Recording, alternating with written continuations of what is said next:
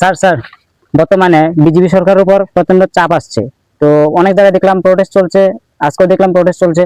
তো দিল্লিতে প্রোটেস্ট চলছে যেমন কি। তো সেজন্য আপনার কাছে জানতে চাই এই বিষয়ে আপনার বক্তব্য কি, আপনি কি বলতে চান? শুনুন, পেপার লিক, মন্দিরে টাকা চুরি বা নিউক্লিয়ার ডাটা লিক এবং ইথানল মিশ্রিত তেলের জন্য গাড়ি নষ্ট হচ্ছে, বিভিন্ন ধরনের অপপ্রচার ছড়ানো হচ্ছে।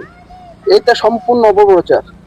এটা আমাদের ভগবান তুল্য আমাদের যেই মোদিজিকে বদনাম করার চেষ্টা হচ্ছে। আর মোদিজির যেই দুজন হনুমান আছে, একজন হলো ধর্মেন্দ্র প্রধান, আরেকজন হলো নিতিন গাডকারি, ওনাদেরকে বদনাম করার চেষ্টা করছে। আপনারা দেখবেন নিউজে দেখাচ্ছে যে বিজেপি র্যালির সামনে হনুমান নাচিয়েছে, এটাও প্রচার করছে। অ্যাকচুয়ালি আমাদের মোদিজি হলো রাম, তো রামের সামনে হনুমানজি নাচবে, এটা তো অপপ্রচার করার কিছু নেই। আর শুনুন, আমাদের মোদিজি হলো বিশ্বগুরু। বিশ্বের অন্যান্য লিডাররা মোদিজির সঙ্গে বিশ্বগুরুর যে কম্পিটিশন, রেসে কোনোভাবেই পারছে না। উনি একাই বিশ্বগুরু, কন্টিনিউয়াসলি 14 বছর বিশ্বগুরু হয়েছে।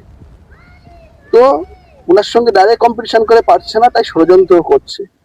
তাই গোপনভাবে ফান্ডিং করছে কে? ডিপ স্টেট, সরোজ গ্যাং এবং বিরোধীরা মিলে ষড়যন্ত্র করে ফান্ডিং করে এরকম করা হচ্ছে। তো আপনারা বাংলাদেশ, শ্রীলঙ্কা, নেপালের মতো জেনজি আন্দোলন, এরকম অপপ্রচার, বিভিন্ন এজেন্ট, সোনম ওয়াংচুক এজেন্ট বসিয়ে ভাবছে ত্রিপুরাতে এবং ইন্ডিয়াতে আমাদের বিশ্বগুরু মোদিজিকে সরিয়ে দেবে, বিজেপি সরকারকে সরিয়ে দেবে। এটা কোনোভাবেই সম্ভব না। আমরা সবাই সঙ্গে আছি এবং আমাদের জেনজি জেনারেশন সবাই মোদিজির সঙ্গে আছে। আপনারা অপপ্রচারে পা দেবেন না। এটা সম্পূর্ণ অপপ্রচার, বিদেশি ফান্ডিং দ্বারা এই প্রটেস্ট করা হচ্ছে। মনে রাখবেন কথাটা। Subscribe now